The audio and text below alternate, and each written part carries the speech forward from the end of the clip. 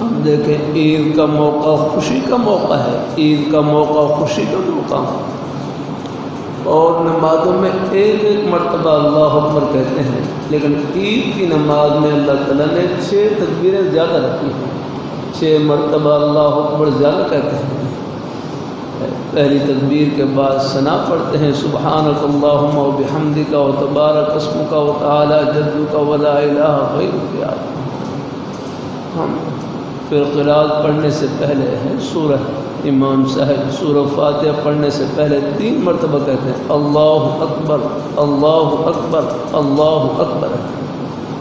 ایسی دوسری رکعت میں بھی 3 تکبیریں ہیں، رکوع میں جانے سے پہلے کہتے ہیں اللہ کہ، اور نمازوں میں ایک ایک تکبیر، اور عید کی نماز میں 6 تکبیریں زیادہ رکھی ہیں۔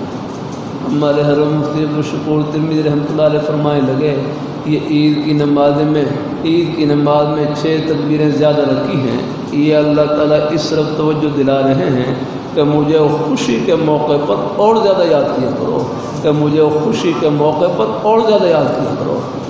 خوشی کا موقع غفلت کا نہیں، خوشی کا موقع اللہ میاں کو یاد کرنے کا ہے۔